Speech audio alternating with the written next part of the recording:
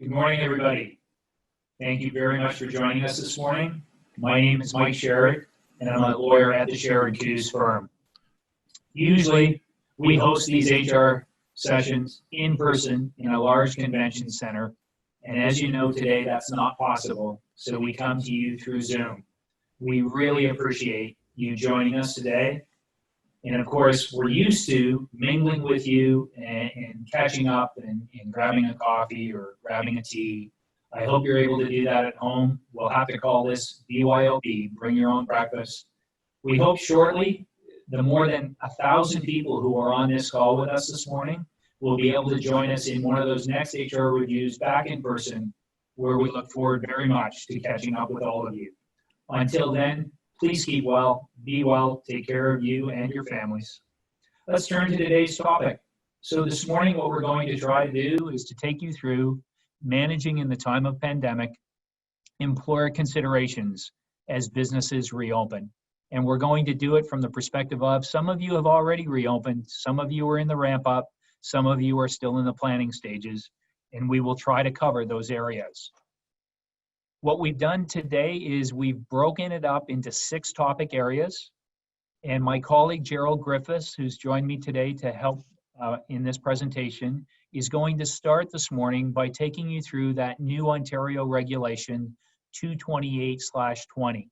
You know already, likely, that that regulation was put in place by the Ontario government to try to preempt these deemed terminations and deemed severance payments that would arise, but for this regulation, with the length of time many of you have had employees on temporary layoffs. So he's going to take you through all of the considerations around that new reg that came in place about a week ago.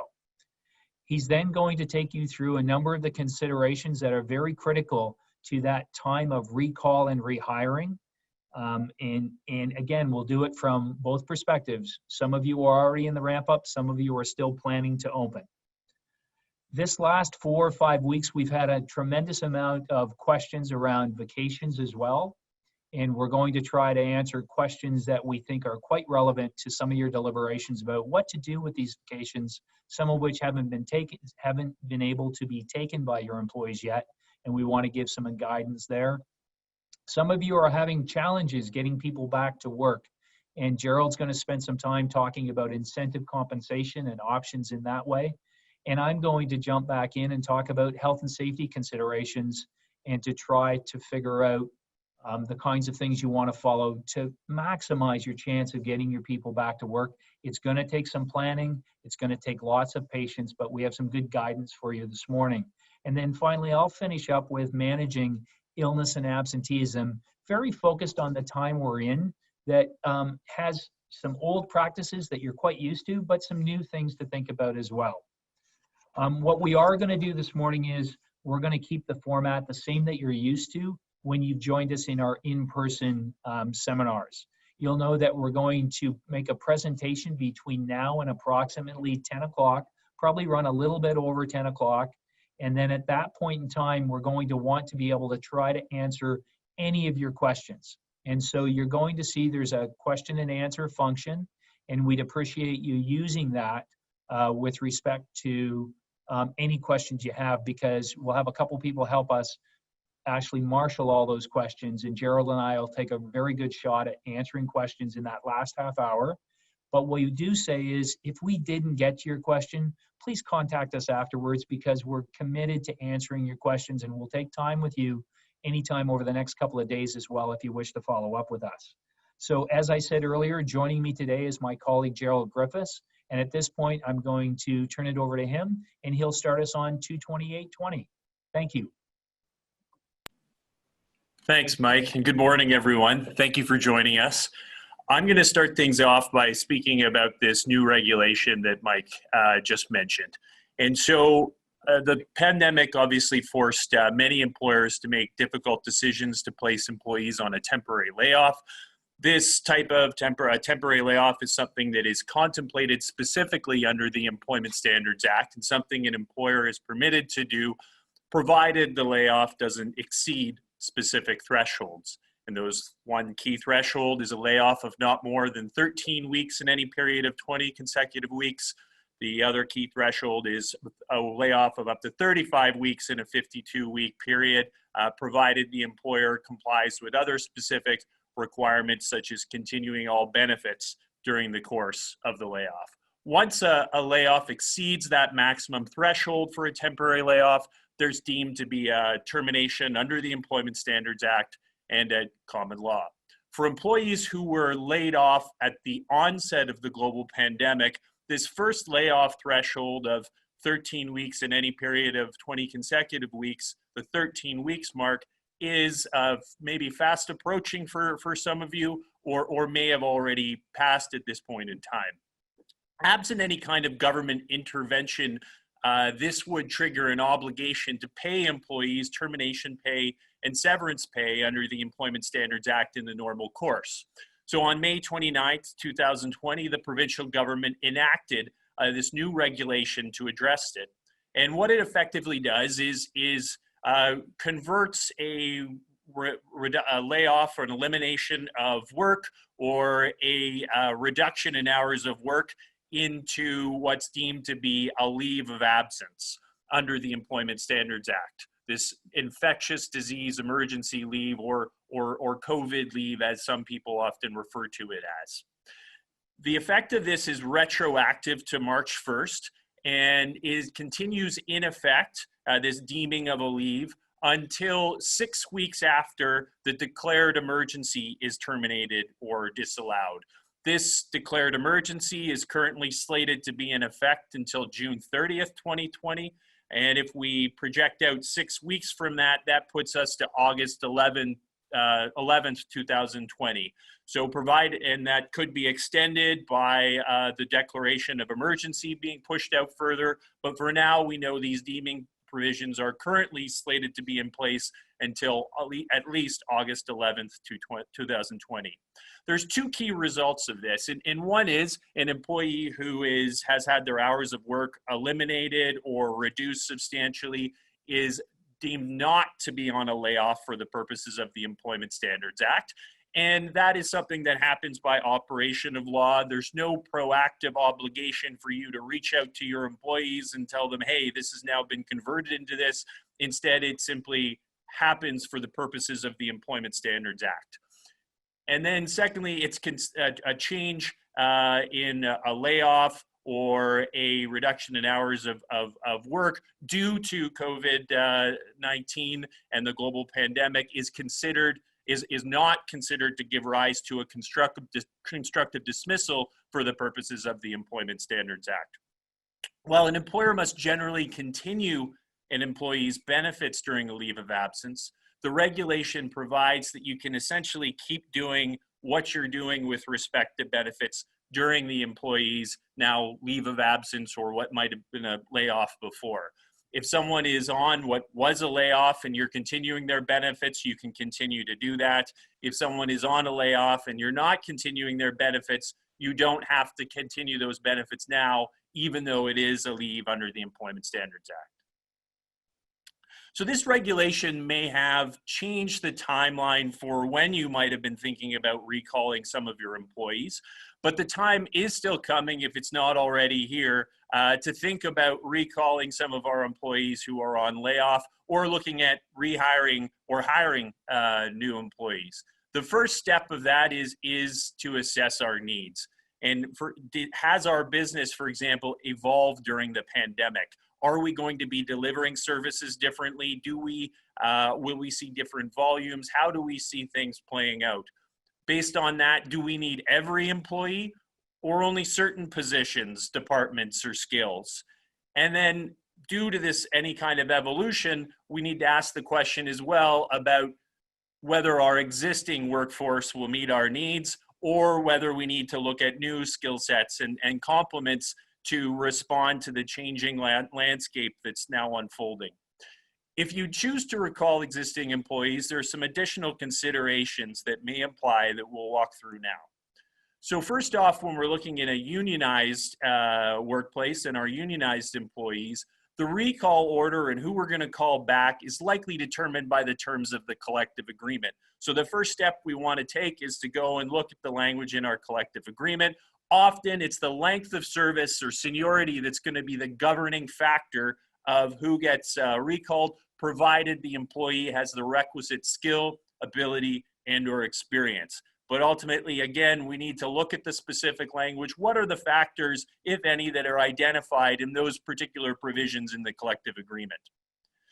If you determine it's necessary based on your needs to recall employees outside of the specific provisions or under the collective agreement, to avoid a grievance, you may need to negotiate this with the union and bring this up with them in order to put in place something that will permit you to do that, to get to where you need to be.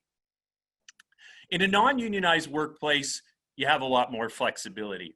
So when we're dealing with our non-unionized employees, length of service does not have to be a governing factor. There's nothing requiring that we do that. We can recall based on performance or skill of our employees. But we need to also ensure at the same time, though, that our recall decisions aren't unlawful. And so that includes that we want to make sure any recall decision is not influenced by discriminatory factors such as age, sex, disability, including an underlying medical condition, family status, another one where an employee has young children. Now, those may be categories of employees who decide they don't want to be at work, but that's not an assumption that we can make in terms of how we're deciding who we're going to recall. In addressing those employees who may have reasons not to be there or that they may not wish to come back, we can, in some circumstances, address this by soliciting volunteers to remain on recall, give them the option to raise their hand. That will be something that works if we're less concerned with which employees return, and also informing employees of COVID-19 related leave entitlements and options, telling them that these are opportunities that they have available to remain on a leave of absence, and making that clear to them that that's something that is available to them. Now, in the non-unionized environment, again, we don't need to follow a specific guideline. We can establish what the parameters are and who it is we want to bring back to work. But when we look at ways to reduce exposure for example, a discrimination type claim, it's best where we can show that we've gone through a very objective approach to how it is we're going to recall employees. And so and the more that we document that and have that in place as a strict process, the better position we'll be on that front. So that starts off first, what's our need? What is it we actually will need in this going forward? What are the documented skills and abilities of each of the employees who we're looking at potentially recalling? And now recognizing also the changing landscape, that we may not need everyone who we might have had in the normal course. We may need people to wear different hats at different points in time. Adaptability and versatility to do different jobs may be another key criteria that we look to. And then we can also look to other criteria such as length of service and the employee's productivity. Now, when your business reopens or you start ramping up more, you may need to bring on new employees if your business needs have changed, confronting that business may be conducted differently, or there may be other market factors that cause us to look at things differently. Or if all or part of your workforce was terminated at the outset of the pandemic and you're looking at starting fresh or rehiring to replace those employees, or where we have employees on recall who elect not to return to work. And so as we look towards recalling and rehiring, it's a great opportunity to look towards our workplace policies. Again, we've seen changes in our operations. We've dealt with aspects of our policies, maybe vacation and our ability to unilaterally require someone to take vacation. These are things we may have experienced now where we say, we need to look at these again and start thinking about them differently. And there we want to make sure right now we do take that time to review and update those policies. Where we're hiring a new employee, we want to make sure as well that we're implementing an enforceable employment agreement that enhances your ability to manage your business. You've confronted issues likely that you've never confronted before. You may want to include language and terms that provides you more flexibility of when you schedule people, hours of work, and even with respect to layoffs that I'll speak about in a minute. And then also we want to think about making sure that we do have termination provisions that limit entitlements upon termination. The case law in this area is always evolving, and it's important to make sure that our employment agreements are up to date with that case law so that we're in the best position to execute on a termination if we need to do that at some point. We also want to make sure, importantly, that we prepare and train our employees, both new employees and those that are returning, on the policies and protocols we have to reduce COVID-19 transmission in the workplace. That can be really important to ensuring that you don't have incidents in the workplace, and also in restoring trust with your employees and confidence as they return to work. And Mike will speak about that a little bit later as well. If you do, again, put in place a new employment agreement, you may consider including a temporary layoff provision in that employment agreement. So often employers have been reluctant to include a layoff provision in an employment agreement. I think the market factors have changed a bit in light of what's happened over this time. Historically, despite the provisions of the Employment Standards Act that provide an employer with an ability to put an employee on temporary layoff without triggering a deemed termination, a layoff may still trigger a constructive dismissal if there's no contractual right to do so in the employment agreement. An express layoff provision in the employment agreement is one way to protect against that risk. This is a risk that might be less applicable to the current COVID-19 related layoffs because of the ESA regulation, but still it's potentially applicable to future layoffs, and is something to strongly consider and look at as you look to hire new employees, or potentially if you're looking at changing an employee's role and you're giving them something in consideration in exchange for that, such as a promotion as you look to restructure your workforce. Maybe that's a time you're going to roll out a new employment agreement, and it might be an opportunity to put that type of term in the employment agreement as well. I'm now going to speak a little bit about a couple of government programs that may be relevant or important as considerations as you look towards recalling and rehiring your employees. So the first one is the Canada Emergency Response Benefit, or CERB, and that in many cases can be a bit of a competitor for employers in getting employees back to work, where some employees would prefer to simply collect the CERB rather than return to work. Now today, at the federal level, the House of Parliament is going to be looking further and at some of the aspects of the CERB, so we'll see whether some of this changes. But for now, based on what we have in front of us by way of the CERB, it provides for the payment of $2,000 for fixed 4-week blocks. We're currently in what's described as period 4, which runs from June 7th through to July 4th of 2020. And when an employee applies for this benefit, they need to attest that they do not expect to earn more than $1,000 during that 4-week period. So if they get notice that they are being recalled at a point where they know they're going to be earning more money that goes above that threshold, they won't be in a position to attest to that. So that might impact a little bit the timing for when you send out a notice.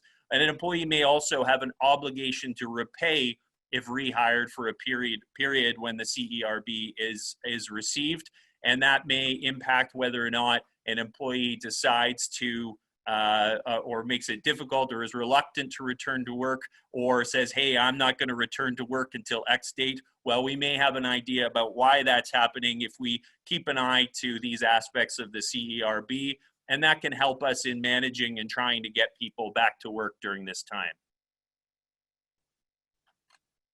The Canada Emergency Wage Subsidy, or CEWS, can also impact your decision regarding when to recall an employee. So the CEWS is calculated over, again, predetermined 4-week blocks. An employer is not eligible for the CEWS for an employee if that employee is not paid eligible remuneration for a period of 14 or more days. So if they're absent from work and they're not being paid during that time for 14 days or more, we won't be able to access this government subsidy in relation to that employee. So if you want to access the CEWS, you can set a recall date to trigger eligibility for the subsidy if possible. So here's an example. We're looking at CEWS period 4. That runs from June 7th through to July 4th. So lines up with those dates on the CERB periods. The return to work date, if we have set a return to work date of June 30th, that employee will not be, you won't be eligible to receive the CEWS in relation to that employee because the employee will have been off for 23 days during this CEWS period 4. Conversely, if you set a return to work date of June 14th, that employee, you will be eligible to receive the CEWS in relation to that employee because they will only have been off for 7 days during that CEWS period. One way to address this or tackle this is to consider recalling an employee to inactive employment with pay, where we do call them back so they're receiving eligible remuneration, even if we don't have work for them or aren't able to get them going full speed, starting earlier than the date when the employee would actually begin work. So as an example, if June 30 is that date where we'd say, yes, that's when we need them back up and running, you could consider recalling them to inactive employment with pay. So they're receiving pay, but not actively performing their duties by June 19th.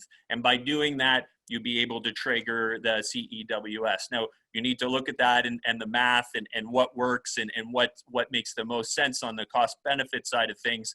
But it is a consideration we can turn our minds to. In looking at the CEWS, it is a program that was created under the Income Tax Act. So we do encourage you, and it's important to seek advice from your accountant or tax advisor as you look to try to tackle these issues. Incentive compensation is another important tool that we can consider as we look to bring people back to work. It can be used to encourage employees to return to work where there may be reluctance, and it can also promote attendance at work after we've recalled an employee to work. It can take on various forms. One example would be a retention bonus, where we say if you remain actively employed by X date, you'll get a retention bonus of Y. It can also take the form of hero pay, where you provide for a fixed period of time an increase in an hourly rate, for example. This being something different from a government benefit I'll touch upon in a moment. And we can also look towards increasing vacation entitlements or another benefit, similar benefit in late 2020 or beyond. The advantage of that type of strategy is it's something that we can push out the financial burden on until later, and also use it as a dual tool where there's a bit of a retention aspect to it as well, that the employee sees it as something that they will be getting in the future, and therefore is more likely to stay rather than depart and to continue working. As I mentioned, the government also introduced its own temporary pandemic pay program for certain workplaces, and notices are going out to affected employers that to enter into these agreements, and it applies to the hospitals, long-term care homes, and retirement homes, and provides, as well as social services, corrections. What it provides for is a $4 per hour, as well as $250 per month for up to 4 months. We can also look to incentive compensation to tackle specific employee concerns. One example is around transportation. So where a barrier to return to work is, for example, a concern for use of public transportation, You could look to options such as considering a rideshare program where you provide an employee with access to Uber to get to and from work.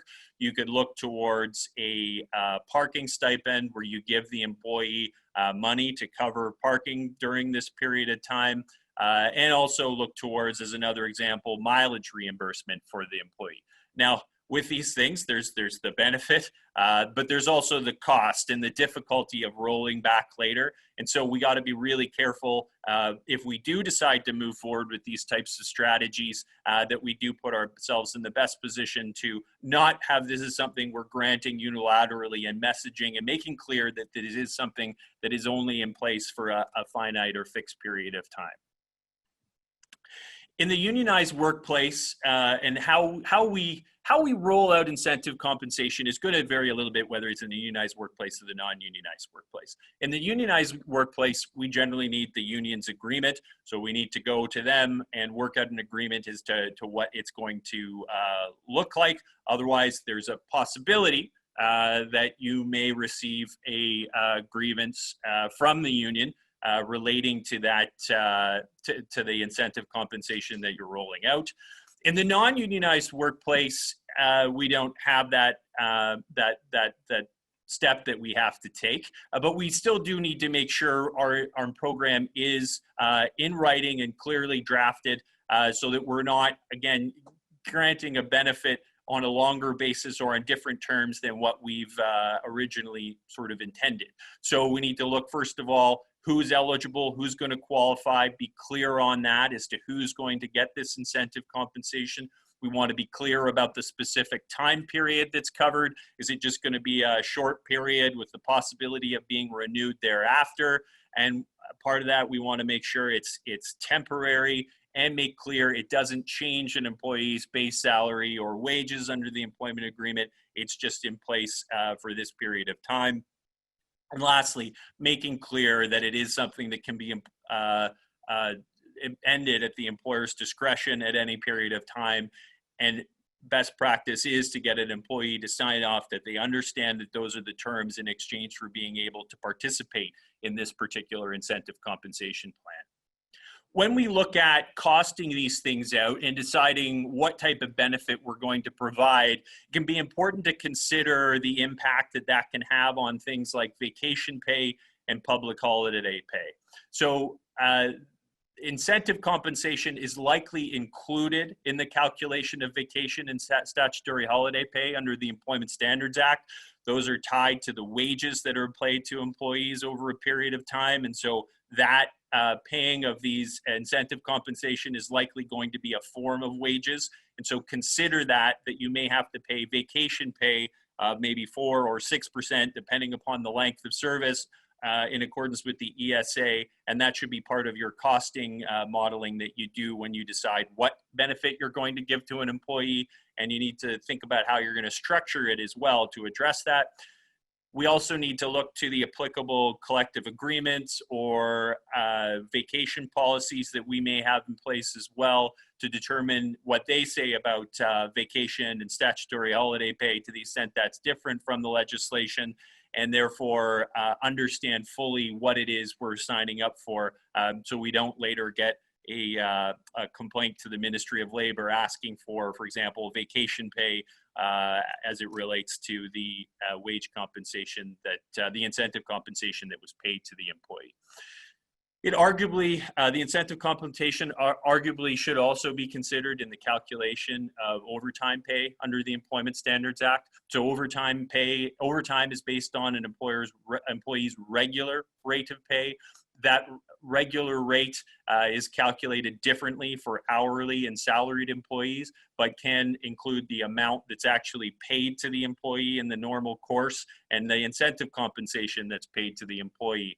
When we look at hourly employees, is the amount paid for an hour of work in the employee's usual work week, but that usual work week could take on a form of including that incentive compensation that's paid. And then for a salaried employee, that's the amount earned in a given work week divided by the number of non-overtime hours worked. So we want to look to all these things and cost all these things out. They can be an effective tool, but important to make sure that we're lining our documentation up the right way, and that we are not we're in a good position to roll it back and not granting an additional benefit or pay that was beyond what we'd anticipated we would pay, such as through vacation pay or the like. And with that, I'll turn things over to Mike. Thank you, Gerald. As I said as we opened this morning, there have been a tremendous amount of questions around vacations, do's and don'ts. And so what we want to try to do is cover specifically some of those questions. This is all about many employees who don't want to take vacation at this point in time while they're in the pandemic, and there are restrictions around where they may go spend that vacation, juxtaposed against employers who are very concerned that the continuing aggregation of all the vacation pay not yet being exhausted, or the vacation time, may present problems if we try to take all of that vacation in the back end of the year. So how are we going to balance these interests? And we start with proactive planning, and that's very important because some of you will have people working from home, some of you will have people on temporary layoffs, and those situations present opportunities. We want to start by indicating and making it very clear, you as an employer have the discretion to schedule the vacation, absent some kind of fettering of your discretion that's in a collective agreement or in potentially one of your employment policies. So have reference to those two if they're applicable to you, if you're in a unionized environment, but realize that unless there's something in those, you have the discretion to schedule. Be careful though with respect to the thought around forfeiting vacation time, because the Employment Standards Act actually requires agreement and approval of the Director of Employment Standards. If the employee is working remotely, you can schedule vacation time before they return in person to the workplace. And again, it probably goes without saying, but we really mean effective communication around this, explaining why you want this done, explaining with some advance notice if at all possible as well, so that the employees see this coming. But again, this is how we're going to balance these interests. And again, what you'll hear us this morning say a lot, try to be as reasonable as possible and communicate effectively with the employees.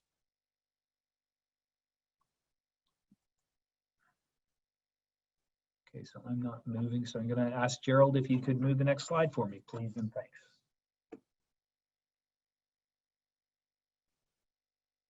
Thank you.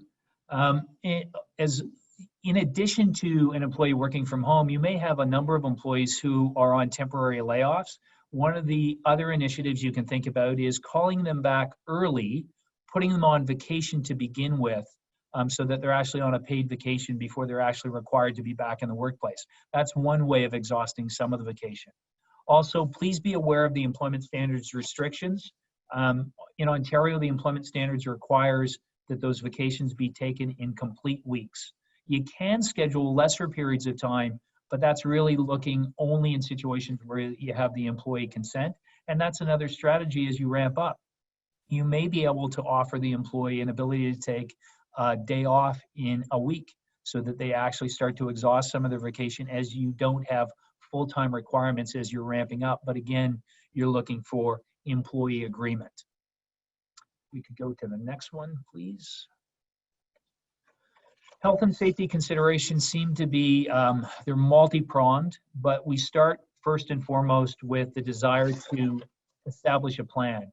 It's not good enough from our perspective here at Shared Coos that you simply take the plan that you've had in place for health and safety compliance. You need to develop a plan that also takes into consideration the situation we're currently in this pandemic. So things to consider. You want to make sure that your plan takes into considerations practices that will reduce potential transmission. And in that area, let's look just at the physical workplace. It's everything from hand washing, hand sanitizing. You may put in stations around your workplace to assist your employees in that regard. Signage that you'll want to go and get in advance. Social distancing markers in the workplace. Also think about the human interface, not just among your employees as they return to work, but potentially with your customers. How are you going to make sure that you've provided a sufficient social distancing or other initiatives to address that? What are you going to do with your lunchrooms and washrooms?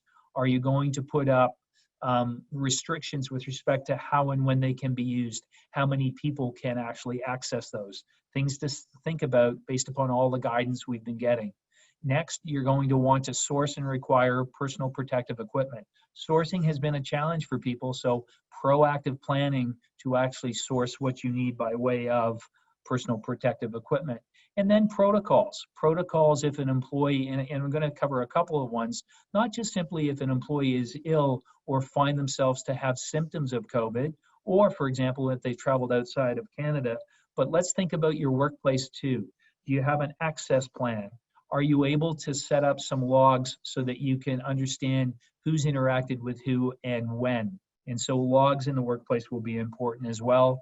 COVID-specific policies are going to be very helpful. And then it's very critical to be able to communicate these, and I'll cover that on the next slide. But just before we go there, public health guidelines are very critical and they're a great resource. So we really commend to you to look at public health guidelines, and some of them are very specific to sectors and to your kind of business, and they've been a very good use to all of us. So if we move to the next slide, it's one thing to have these plans, it's another thing to educate and train your employees. So effective communication with respect to these employees, and the first thing we'd say is, if at all possible, can you communicate to employees before they're even physically back in the workplace? Can you send them communications? Do you normally communicate with them through email or some other medium, and can you take advantage of that? We also want to not just simply communicate the policy, but we also want to train people on it, and that will give you an opportunity to cause some buy-in, to explain to people why these initiatives are necessary and why they not only protect themselves, they protect other employees, potentially customers, and allow us hopefully not to experience a second wave of this pandemic as some people have predicted. Next, you'll also want to have a plan. It's not good enough just to have a policy and to have communicated and to train.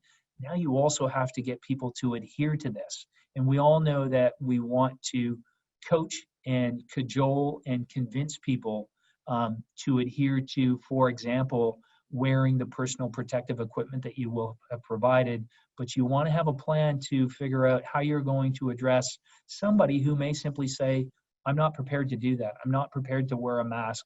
I think social distancing is all phooey. Now we know the medical direction actually doesn't say it's phooey, if that's even a word. So you'll have to have a plan to actually have your leaders interact with people who may not want to wear their personal protective equipment.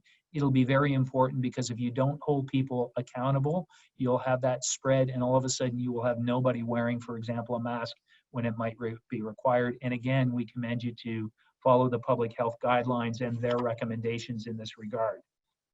So now, a little bit more challenging, and many of you have these questions. We've seen these questions starting to come in, and we've been fielding them over the last 4 or 5 weeks as well. Health and safety obligations, because we have people saying that they're fearful of coming to work, just to use one example. So let's use health and safety first. You know that in Ontario, you have a requirement to take every precaution reasonable in the circumstances. We know that those circumstances now are exacerbated by the pandemic and the risks inherent in this pandemic. And so Reg 8220 is a great place to look if you're an employer, because the standard, the measures you need to take the reasonable precautions are now tailored by 8220. And you'll see the words in there. And just to paraphrase briefly, the employer that is open shall operate the business in compliance with the advice, recommendations, and instructions of public health officials. We believe that's very important to follow and adhere to, because health and safety challenges will focus on that, not just simply the Health and Safety Act.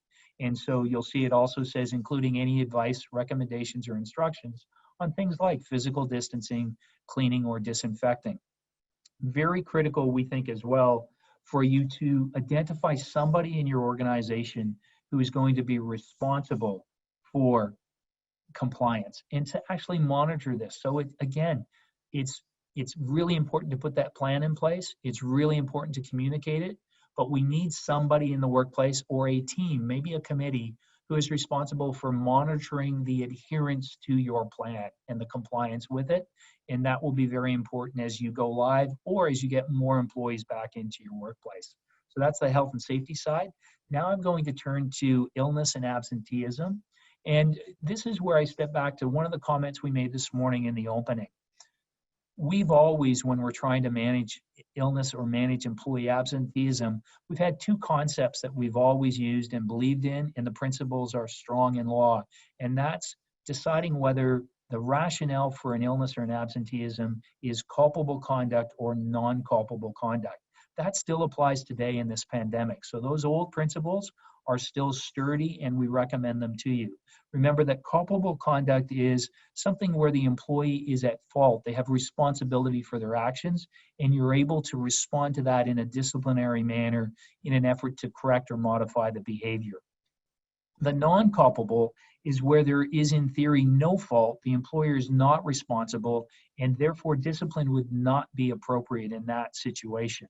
So keep that in mind as you're trying to navigate somebody who says, for example, I don't want to come back to work, or somebody who is simply absent on a different day in a situation where they've been scheduled and they haven't shown up. You'll know that the non-culpable conduct usually comes up when somebody's talking about a disability. It will now also come up if somebody's on a protected statutory leave. So we want to keep that in mind. And some of those are, for example, the common ones that we're certainly experiencing in this pandemic are where an employee refuses to attend work for just a general fear of COVID. An employee can't return to work from their perspective because the daycares and home cares are still closed at this point in time and they're caring for their kids, or they're absent because in fact they've got a COVID-19 diagnosis, they've been self-directed to quarantine, or like one of our earlier slides, they may have traveled outside the country and now they're directed to self-isolate for a 14-day period. And I think sometimes there's actually traveling across some of our Canadian borders where there's some self-isolation issues you want to make sure you're aware of as well. So the first thing we want to determine is, what's the rationale? Why aren't they coming to work? Whether it's an illness or an absenteeism, the first thing you want to determine is, what's the rationale? Is it simply the workplace? They're worried about what our current workplace has done by way of trying to keep them safe when they're in work? Or as Gerald mentioned, could it be simply their commute, how they come and go from work and they're worried about public? Or is it something else? So our advice to you is the first thing you want to do is you need the employee to be asked to clearly state why is it that they don't want to come to work. And I know a number of you are getting those situations, but it's very important to try to crystallize and get in writing them to clearly state the basis of the concern. And because this will impact how you respond. And so that's the starting point.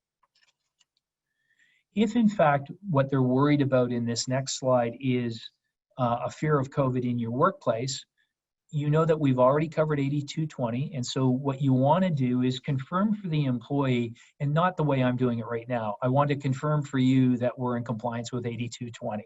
We actually want to talk to them with respect to the kind of steps we have taken and that we will be asking they and their fellow employees to take as they come back into the workplace. We want to educate them on all these precautions you've taken. That's why our earlier slides say it's important to plan this now, be proactive, so that when you get these refusals or desires not to come back, you can illustrate to the employees what you've done already in advance, and ask that trust relationship you already have on with them, you leverage that so that they see the kinds of things you've done to allay their fears. However, if they continue even after that conversation to refuse to come back to work and they're talking about the workplace, now you're into a situation where we think it's a work refusal and there's a process to be followed, and we want to give you a little bit of advice around that work refusal. So normally the ministry, when they're dealing with a work refusal, it's when somebody's in the workplace and they're complaining about a lack of safety around a piece of machinery or a piece of equipment, a lack of guarding, for example, a lack of procedure. In this setting, we believe the ministry will engage where somebody's even still at home and they're saying they fear the workplace and therefore they're asserting that they have a bona fide fear of a health and safety risk in the workplace. And so the first thing is, in theory, if this happens in the workplace, you place the employee in a safe area. If they're already at home, we don't have to deal with that. But where you have a joint health and safety committee, we really commend you to use that committee and its investigative abilities to investigate the actual refusal. If the risks exist when they do their investigation, then obviously our recommendation is you try to address the risk. But if they find there is no risk, you then go back to that employee with that finding and you ask them to return to work. The employee may still say, I'm still not comfortable, I'm still not coming back to work, I don't agree with what the Joint Health and Safety Committee has said. And so the next process in this work refusal piece is to actually contact the ministry and ask them to investigate. We've had great success with the ministry investigating, not even coming physically to the workplace, which they will do, but also even on the phone. And what you want to be prepared to do is to provide them with your plan and what you've done to comply, frankly, with 8220, and why your position is the employee's fear has no rational basis with respect to a health and safety concern. So when we do that, the Ministry of Labor, let's assume they find something that still exists, same advice as you heard earlier, address that risk. If they find there is no risk, now you're dealing with an employee where you go back to the employee and say, we have a finding by the ministry that in fact you have no reasonable basis and we require you to return to the workplace. If they continue to fail to return to the workplace at that point, then you want to interact with the employee with respect to, one, your expectations of return, but also what the outcome will be if they fail to return. And you know from that perspective, if they fail to return, you're now in a position where you may be saying to them, we've done everything we can to keep you safe here. We believe you will be safe. We need you to return to the workplace. And as a result of that, your ongoing refusal to return to the workplace, we may treat either as a resignation or a job abandonment. And I know that doesn't satisfy your concern with respect to getting everybody back. But again, it's a carrot and stick approach that we're advising. That stick actually may have somebody change their mind and they may come back. Now, you may also be able to accommodate their continuing refusal to come back. And we're not suggesting at Shared Coos that you must immediately move to a resignation or a job abandonment process. You have to consider your needs and in the context, what's the reasonable response now that you've taken all these steps to comply? For example, is the employee's ability to work from home and still get done what you need? Okay, so it might be able to continue for a temporary period of time or not. So very contextual at the end of this in terms of what you choose to do. And I commend you to speak with your employer counsel and bounce these things around, or your human resource person in the workplace. Now let's assume the fear is not related to the workplace, but it's actually in the public. You want to spend time with the employees and educate them on the steps that they can take, that you might help with, by the way, to reduce their risk. You may decide that you're going to buy sufficient masks where you can give them extra masks that they can use in their commute as well. Not required, but might be good advice if you actually have an ability to get those masks. Hygiene steps. We know that one of the first pieces of consistent advice we've heard is hand washing is one of the best possible things to do. Gloves in a certain situation may work as well. And then you heard Gerald go through a variety of transportation options that may actually work as well. You need to be very clear with your expectations though, and I actually prefer, our advice is you need to put them in writing. That's email communication, if at all possible, or letters. We've seen people send registered letters to homes these days. But again, we want, bottom line, we want to communicate our expectation of the return. If you're dealing with a non-union employee, you should advise them of what the failure to return could be. Now, we've said in this bullet, obviously, that it could be treated as a resignation. But again, my earlier comments, contextual. Think about, is there another way to persuade the employee to come back? Can you afford them to be away for a further temporary period of time or not? Again, you want that in writing if at all possible. In a unionized setting, the other thing to look for is many of you will have a collective agreement provision that actually has what we call a deemed termination provision. So it says something like, if the employee doesn't return to work within 3 days of having been recalled to work, or doesn't advise us of their intent to return to work, they will lose their seniority and they will be deemed to be terminated. You might have that language in your collective agreement, so take a look at that if you're in a unionized environment as well.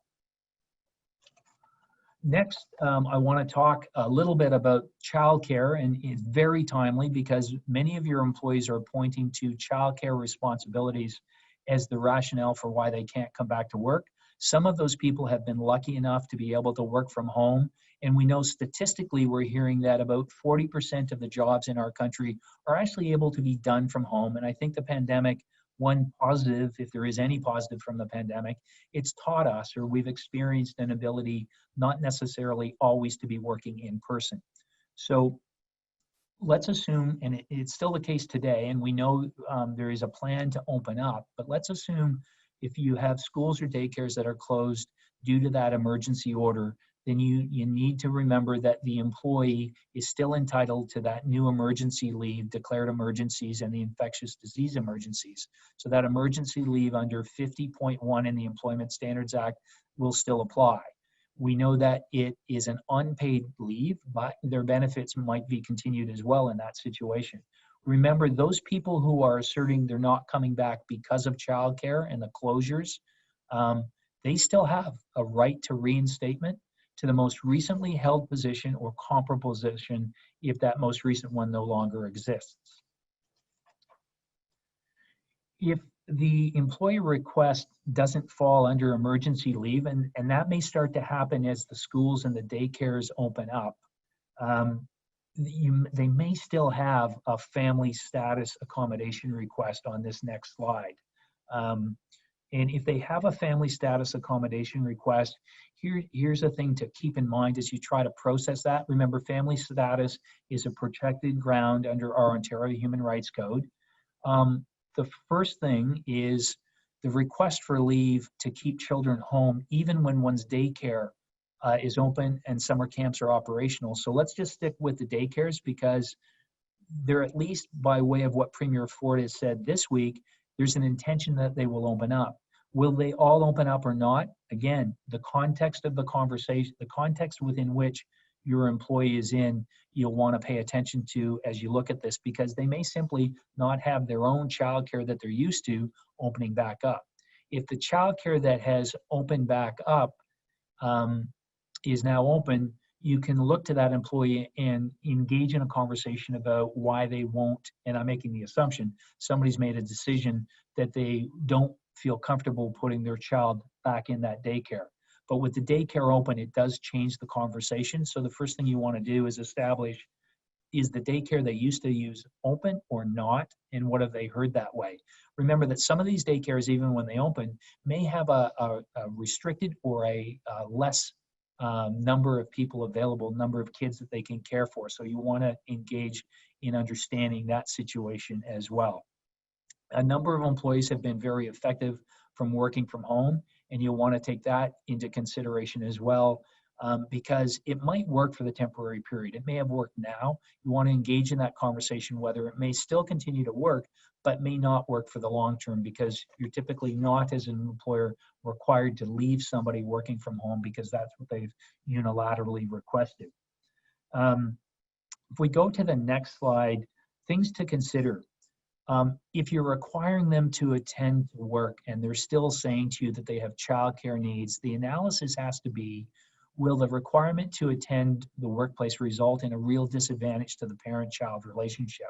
So that's as simple as, is this a young child who needs parental supervision in the home? So we're not talking about, I want to attend my child's soccer game. So, or I want to attend my child's hockey tournament or any sport that might get going at some point.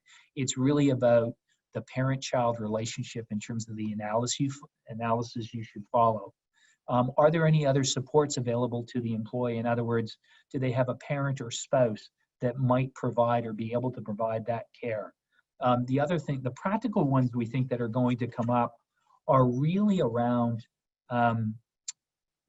really focused on whether or not the daycare, I think the practical one to remember is, will the daycare be open 5 days a week, all the time that the employee actually needs to be able to work from home? Will we actually have daycares that have restricted availability? Will we have daycares that will only provide availability certain days a week?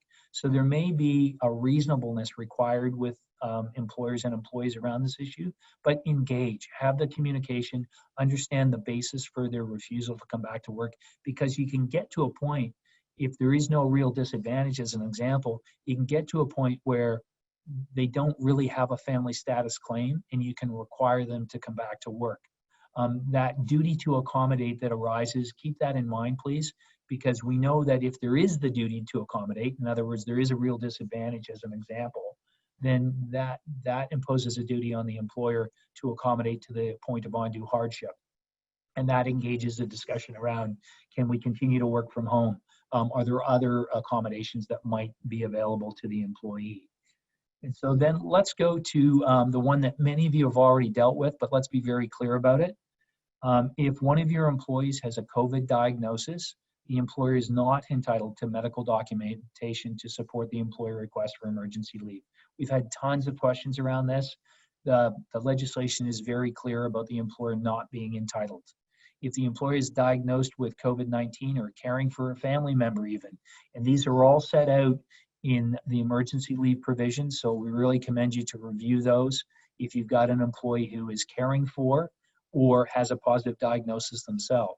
Now, where the change hits is if you've had an employee with a positive diagnosis and now they are medically cleared, you in fact can require some clearance. And so while I say you can require the clearance, good best practice to require it. You may be able to get it from a treating physician, more likely from public health, and there may be a cushion period in terms of from when they get that negative test to actually having them back to the workplace. But we have a number of clients that in both of these situations are still relying upon employee attestations, and we say might be a consideration, but it really is dependent upon the circumstance. And with that, I'm going to turn it back over to Gerald to take us through some of the specific things we think our firm can do to help you in this time as we move through these pandemic changes and we go from stage 1 to stage 2, and other communities in Ontario hopefully open up as well. Gerald, over to you. Thanks, Mike. So we hope we've answered some of your questions that you've come, or all of your questions that you've come with today, you brought with you. And we hope we've also given you some additional things to think about as you move through this period and as we move to, again, this sort of next phase of things opening up a little bit more. There's lots to cover on this topic, and these issues engage many aspects of both labor and employment law, and we tried to hit these on a high level for you. Before closing, we do want to highlight some of the things that many of our clients have found useful during this period, and which we see as being an important way in which we can help you further. And that includes, again, reviewing and revising your existing policies and procedures, developing appropriate criteria for recall. How are you going to put yourselves in the best position to recall the people you need in a way that you can defend against allegations of discrimination, for example, or of reprisals under the Occupational Health and Safety Act, helping prepare employment agreements for new hires, making sure your employment agreement, the termination provision is up to date, that you have the layoff language or flexibility in scheduling that you think you might need going forward, and also for implementing and preparing amended employment agreements for existing employees.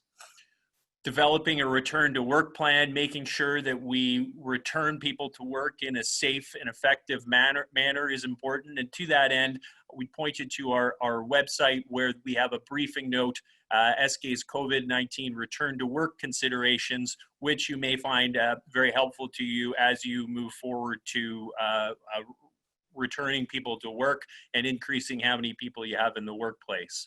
You can also assist with preparing incentive compensation programs for returning employees and responding to employee work refusals, and then also managing leave and accommodation requests related to COVID-19. Again, we point you to our website for some additional resources. First, a briefing note, work reduction or temporary layoff during COVID-19 period, not a termination, COVID-19 frequently asked questions, and COVID-19 mitigating workplace risk and leveraging government assistance. and again, available on our website. And these are notes that we send out. If you're not already registered to receive these from us, please go ahead and do that on our website. And now with that, we're going to turn this over to answering some of the questions that you've asked during this presentation. And we'll just pull those up now and field these as we go. So I'll start first. First question here is, what are your thoughts about adding new job duties to an employee's role in the recall letter that are added to expressly address COVID-19 related issues? For example, having a receptionist now responsible for completing a visitor's log, or having employees complete cleaning duties. So the only issue where we're thinking about changing these things is the risk of a constructive dismissal. And that occurs where there's a unilateral change to a fundamental term and condition of employment. If we're making really substantial changes, then we may have those risks. If they're minor additions of temporary responsibilities, the risk of that type of constructive dismissal claim is likely very low and may be difficult to successfully assert, especially in light of the landscape we're in involving COVID-19. And so those are the questions you need to ask, but those types of minor duties are unlikely to give rise to a constructive dismissal, and the risk of someone actually pursuing litigation on that is also likely quite low in this landscape where an employee has to think, okay, am I going to quit my job now and sue for constructive dismissal, knowing what the job market is out there and all the risks with that potential constructive dismissal claim? Okay, let me jump in, Gerald. I'll field one. And I guess what we're getting a little bit of feedback, so we need to each mutually go on mute in between. So the next question we've got is that we mentioned that ideally you should reach out to employees about your health and safety policies before they come into the workplace and have them trained before they come back into the workplace. Are you required to pay your employees for that training and communication time? Yes, training time that is specific to the workplace is considered working hours. Employees should be paid for this type of training just as they would be for hours spent during onboarding training or any other day-to-day training. Another question came in that said, can you terminate someone for not complying with PPE policy? So our view is failing to comply with reasonable PPE policy is akin to insubordination and can in fact be addressed through progressive discipline. If after going through the progressive discipline process, an employee still doesn't comply, their employment could be terminated on a for-cause basis. Now remember, we said reasonable policies, first of all, and that's contextual. We also said progressive discipline. So jumping quickly to a discharge isn't what we would advise. We think of that stair-step approach where you're warning people with greater degrees of severity in terms of coaching, counseling, potentially written warning, potentially suspending in advance of moving automatically to a for-cause termination.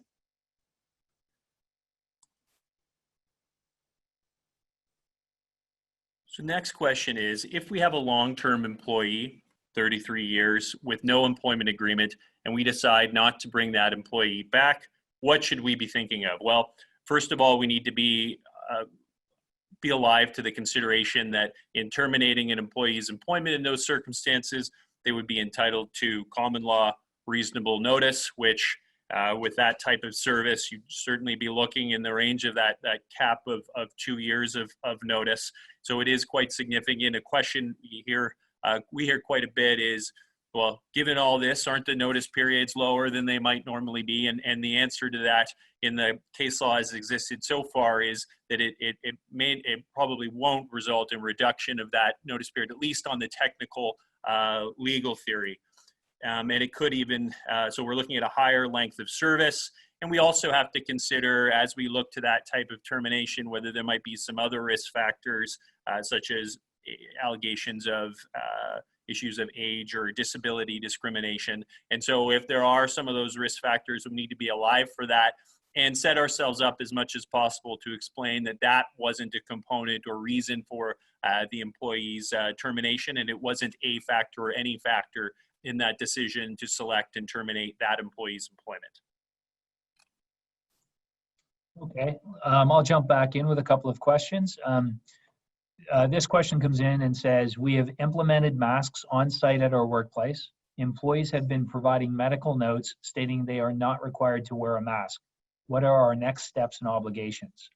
Our advice is consider pushing back on that medical note. Is it truly necessary that they not wear a mask? In my analogy, not a great one, but my analogy is we used to get notes once in a while that said the person couldn't go on the afternoon shift. And usually we push back on those notes. So in respect of the not able to wear a mask, you may want to engage an occupational therapist to assist with the assessment and consider some alternatives. The alternative, the easy alternative, may be simply providing them with a face shield, and that may accomplish the same process. Next question that came in, are there any regulations or public health guidance regarding COVID-19 recommendations, signage in the workplace, the office environment? I'm referring to requirements to have X amount of signs per square feet, for instance, or what message needs to be on these signs. Absolutely, there are requirements.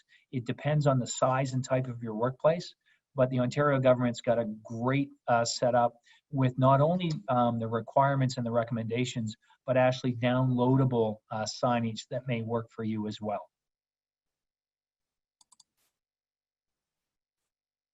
So next question is, if an employee has an autoimmune disease, how long does an employer have to accommodate a work from home arrangement?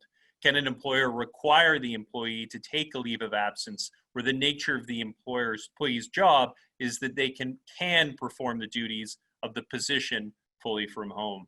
In those circumstances, there's going to be likely a need to accommodate that work from home arrangement until public health is satisfied that the individual with that person's conditions should not be required to self-isolate, or the medical information we have no longer supports a need to work from home. If there is a concern, an employer may want to consider a third-party review. So you could look at getting another doctor involved to determine whether the employee in fact has a condition that requires a work from home arrangement in light of COVID-19. However, if the employee does, and that does require that they work exclusively from home, the duty to accommodate would likely require a continued work from home arrangement where the employee can perform the essential duties of the role with minimal hardship to the employer. Another question, if an employee just returned from maternity leave and therefore no longer has employment insurance benefits available, and they elect to take the new unpaid emergency leave, will they be entitled for pay of some sort from the government?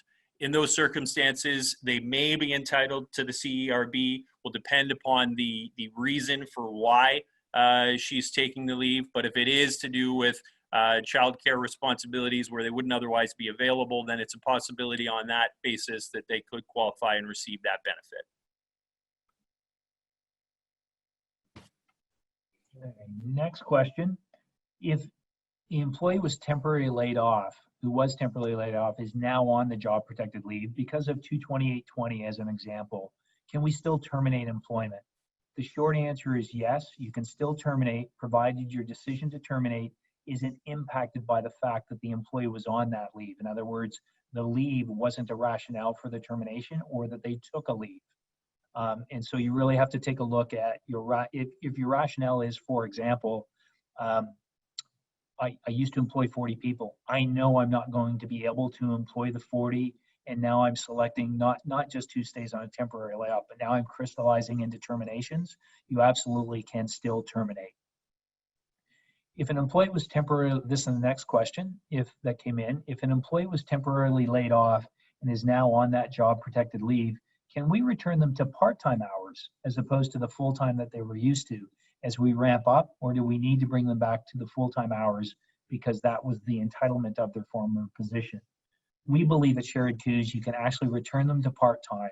Again, so long as your decision is not impacted by the fact they took the leave, it's really based upon what your needs are. And you remember Gerald talking about that earlier in terms of that recall and rehire piece. As long as those are your needs, we believe you can bring them back on a part-time basis as well.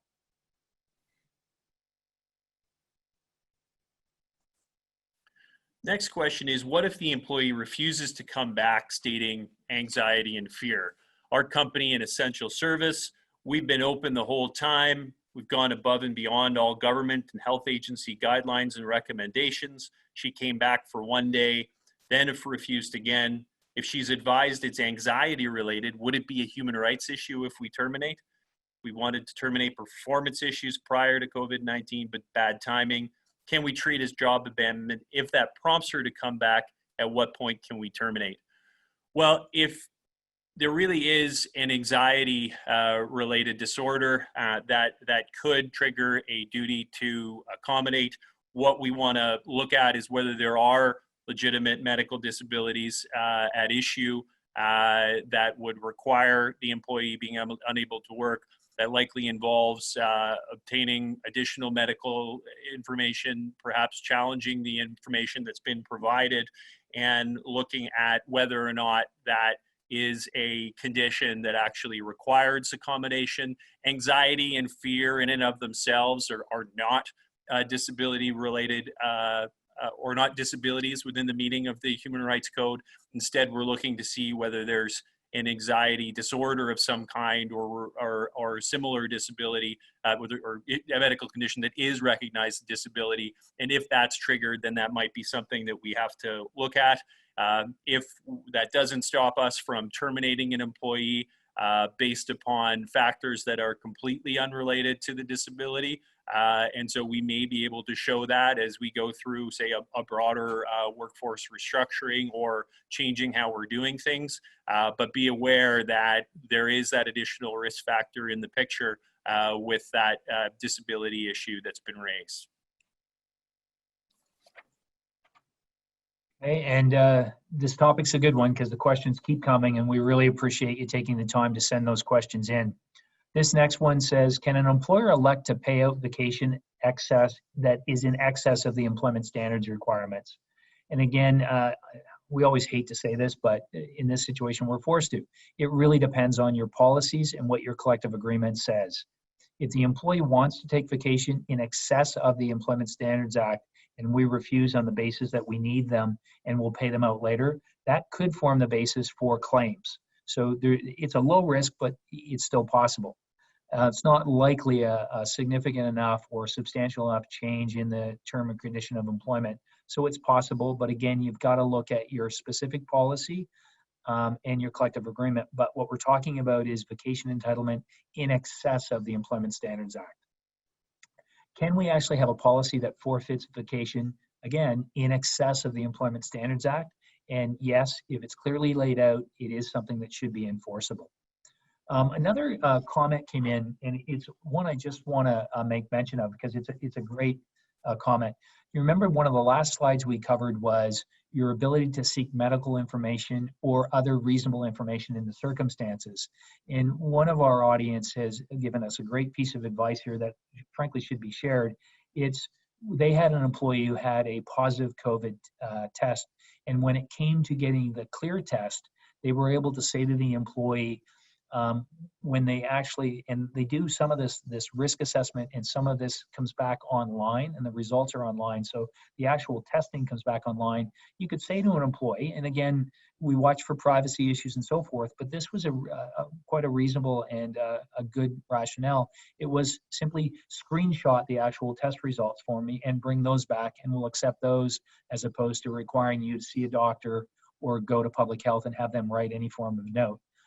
So that's a great thing to do. You want to communicate in that situation, though, why you want that screenshot, what you're going to use it for, so that the employee is informed and they're consenting to your limited use of it. And then obviously you want a process to take care of that and only share it with somebody who is required to know of that. But it's a great example of another reasonable method of dealing with assessing whether somebody is now cleared of COVID.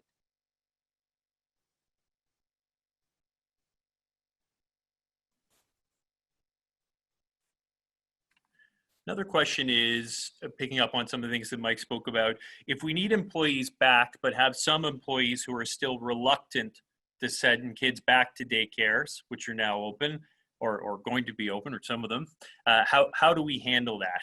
So that employee may not be entitled any longer to the infectious disease emergency leave if the daycare is open and there is space for the child. So that's something you're going to want to discuss with the employee, and you may have to ask some critical questions. It could be a little bit of research, detective sleuthing, but certainly questions to the employee.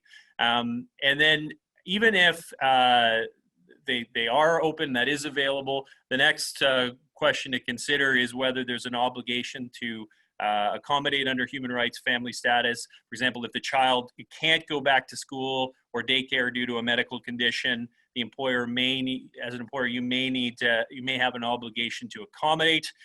That may not be engaged and probably isn't engaged simply because the employee doesn't feel comfortable sending the child back.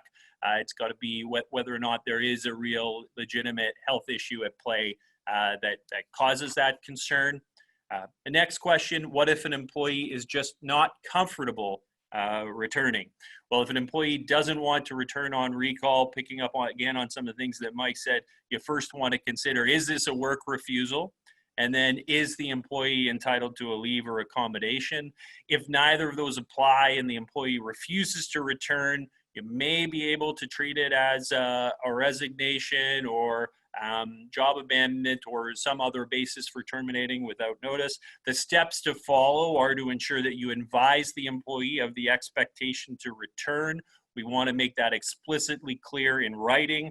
We want to educate on steps to reduce COVID-19 risk in the workplace, making clear what we've done and what's in place to protect them, to put them at ease about the potential risks, and advise them of the specific impact of the resignation on government benefit entitlement. And in the unionized workplace, consider whether the deemed termination provision will apply. And then if the employee, after our warning them of the specific consequences, still refuses to come back to work, then we may be in a position to treat it as a resignation or deemed termination and treat the employment as having been terminated. On this next question, what if a casual employee asks to work reduced hours so they can claim CERB or EI, but primarily CERB in this time frame? You can let them work the reduced hours, but you have no obligation to do so. One of the things we've heard this morning as well is, and you heard a little bit about it on the news last night, is that the federal government is looking at new factors or considerations around CERB. Some of that we suspect will be out today. But the short answer is the employer has no obligation to leave somebody on reduced hours if they have a need to have them back. What happens in your workplace? The next question, what happens in your workplace if you have a COVID outbreak of, for example, 5 people and your employees refuse to work until they feel safe? Could you dismiss them for not returning? Again, I think you may need to treat this as a work refusal first, and you go through that process that's captured on one of the slides. I think we've mentioned this, but just in case, it's our intention to post all these slides as well, so they'll be available to you later today. But that slide that took you through the process on the health and safety refusal is what we would commend to you. You may still get to the point where the refusal turns into putting you in a position where they might effectively have resigned. I think it's a longer process to get through, especially if you've had that COVID outbreak. Next one, just to finish up, and then I'm going to turn it back over to Gerald. Can an employer formally request an employee to take vacation? And just to be clear, under the Employment Standards Act, you can require vacation to be taken unless you have a policy or a collective agreement that somehow fetters that right. So without that, you absolutely do retain the discretion to require an employee to take vacation. Our parting comment, reasonable, communicate effectively, advance notice will put you in better stead as well. And just to add to that one point there, it's important to bear in mind as well that actually under the Employment Standards Act, there's that onus on the employer to require that employees do take their Employment Standards Act entitlements to vacation, subject again to what we fettered away by way of a policy. But sometimes pointing that out can be an important advocacy point with an employee if we're looking at engaging them in that as well. So one last question here, and I think that's all the questions that we have left. If we have scrambled or missed some of them somehow through this, we will make sure to follow up with you. If we have recalled an employee who now indicates they have a cough, what are our options? While our plan had been to require people to stay home for 14 days where they exhibit symptoms, we think this is what this employee wants, as they would prefer to stay at home with the wage subsidy. The employee is unionized. Can we mandate they get a COVID-19 test? This is a tricky one. If they are exhibiting symptoms, then yes, they should be sent home. If we can look at asking the employee to take a test, to justify that. If they refuse, we should ask them to remain off for 14 days, so long as they're 72 hours symptom free. If the employee continues to be ill beyond, we may want to treat it as a sick leave or a medical absence, so the employee may not be entitled to continued payment under CRB or what have you, and maybe therefore more motivated to return to work. And then we may be if we decided to mandate the requirement of taking that test, we may be in a bit of a battle with the union about whether or not that's reasonable to implement that, and that's something that we can look at as to whether we do require it, but that is a difficult balance and something that needs to be treaded carefully through this time. Now, Mike, do you have any more questions left to field? Just one that we should try to cover that just came in as well. Question is, what is an employer's requirement to do daily screening? So again, your reference point is to go back to 8220 in terms of what public health is saying. The one comment I will add to it though is screening isn't simply taking somebody's temperature. We've had lots of questions on that.